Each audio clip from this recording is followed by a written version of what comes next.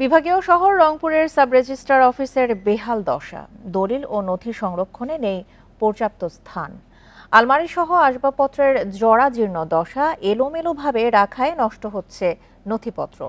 অনেক জমির দলিল খুঁজে না পাওয়ায় বিপাকে মালিক ও ক্রেতারা। একাধিকবার আবেদন করা হলেও অবকাঠামো উন্নয়নে বরাদ্দ মেলেনি জানালেন কর্মকর্তা। এক যুগ ধরে জরাজীর্ণ দশা রংপুর সাব রেজিস্ট্রার অফিসের। অবকাঠামো সম্প্রসারণ না হওয়ায় স্থানীয়ভাবে গুরুত্বপূর্ণ জমির দলিল ও কাগজপত্র রাখা হচ্ছে যত্রতত্র। অগোছালোভাবে রাখায় বছরের পর বছর ঘুরেও নথিপত্র পাচ্ছেন না অনেক জমির মালিক।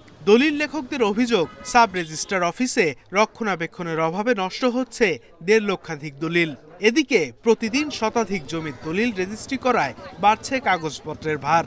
এখানে ৬২ পরে কোনো কাগজ নেই, ৬২ আগের কোনো কাগজ নেই, কাগজ ছিঁড়িবিড়ি গেছে, ভলিউম খুঁজে পাওয়া যায় না, বিভিন্ন ধরনের সমস্যা। আমার দলিলটা সংরক্ষণ করার জন্য আমি আসতেছি বারবার যে আমার দলিলটা আমার দরকার, তো আমি তো দলিলটাই পাচ্ছি না। যদি নষ্ট হয়ে যায় তা সেক্ষেত্রে করণীয় কি? যে নথিপত্রগুলো যেগুলো নষ্ট হয়ে যাচ্ছে সেগুলোকে আবার নতুন করে অন্য কোথাও নিয়ে গিয়ে সংরক্ষণ করা, এই সমস্ত জায়গাগুলো খুবই অভাব। এখানে যদি আমরা সিকিউরিটি না পাই, এখানে যদি আমরা ভালোভাবে আমরা যদি এসে যদি ভলিউম খুঁজে না পাই, তাহলে এটা একটা বড় একটা সমস্যা। নথিপত্র সংরক্ষণে সংকটের কথা স্বীকার করলেন সাব রেজিস্ট্রার অফিসের কর্মকর্তা। জানান, একাধিকবার আবেদন করা হলেও অবকাঠামো উন্নয়নে বরাদ্দ না পাওয়ায় কাটেনি সংকট। ঊর্ধ্বতন কর্তৃপক্ষ বরাবর আমি চিঠি পাঠিয়েছি, সচিত্র চিঠি প্রতিবেদন পাঠিয়েছি। তারা সবাই জানে বিষয়টি, অবশ্যই তারা কিছু একটা করবে, পদক্ষেপ নেবে। এবং আমার এখানে যে বাজেট এসেছে সেই বাজেটের মধ্য থেকে আমি র্যাক বানিয়েছি। জেলার কয়েক লাখ মানুষের গুরুত্বপূর্ণ নথি ও দলিল সংরক্ষণে দ্রুত সাব রেজিস্ট্রার অফিস সংস্কারের দাবি রংপুরবাসীর। Independent news. এ নিয়ে আরো জানাতে রংপুর থেকে যোগ দিচ্ছেন আমাদের সহকর্মী নজরুল ইসলাম। নজরুল, অবকাঠামো উন্নয়নের জন্য বরাদ্দের আবেদনে কোনো সাড়া পাওয়া যায়নি। কর্তৃপক্ষ কি এর জন্য কোনো উদ্যোগ নিচ্ছে? হ্যাঁ, দেখুন, আসলে ২০০০ সালে কিন্তু এই সাব রেজিস্ট্রার অফিসটি স্থাপিত করা হয়। ২০০০ সাল থেকে কিন্তু প্রথমত ভালো ছিল, এরপর থেকে কিন্তু আমরা দেখেছি যে এক যুগের পর থেকে কিন্তু এটি জরাজীর্ণ অবস্থায় বিভিন্ন জায়গাতে ছড়িয়ে ছিটিয়ে আছে।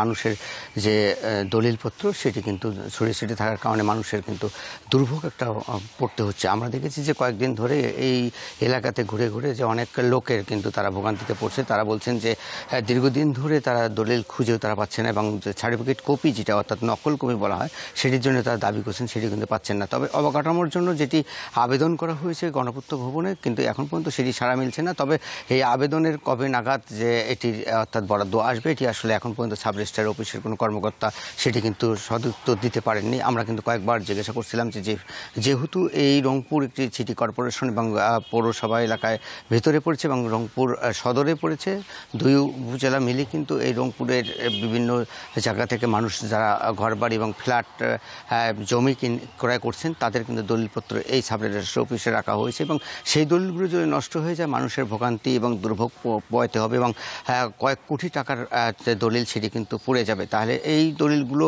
না পাইলে তাদের যে অবস্থা এবং দুর্ভোগে তাদের দিনরাত কিন্তু অর্থাৎ পড়তে হবে। সেটি আসলে তারা বলছেন যে যেহেতু এখন পর্যন্ত জরাজীর্ণ অবস্থা আছে, তারা ভবন নির্মাণ করে এবং যেতে দলিলগুলো আরও সুরক্ষণ করে রাখা যায় এবং ভালোভাবে রাখা যায় সেটি তারা ব্যবস্থা করবেন, এটা আসলে বলা হচ্ছে। তবে এখন পর্যন্ত আমরা যেটা দেখেছি কিন্তু এখন সেটি কিন্তু রাখবার কোনো যখন যে রুম কিংবা কোনো অর্থাৎ যে দলিল রাখবার জন্য যেসব আসবাবপত্র সেটি কিন্তু করা হয়নি। আমরা কিন্তু দেখেছি যে আপনি নিশ্চয়ই জানেন যে যদি 10টার পরে এই ভবনটি খোলা হয়, এবং এই ভবনটিতে আমি একটু অর্থাৎ ইন্ডিপেন্ডেন্ট টেলিভিশনের দর্শকের দেখাতে চেষ্টা করি, সেক্ষেত্রে আপনি দেখতে পারবেন যে মেঝে থেকে আরম্ভ করে বিভিন্ন জায়গাতে কিন্তু দলিলগুলো পড়ে রয়েছে। এই কারণে কিন্তু মানুষের দুর্ভোগ পোহাতে হচ্ছে। এই ছিল আমার কাছে সাব রেজিস্ট্রার অফিস থেকে সর্বশেষ সংবাদ।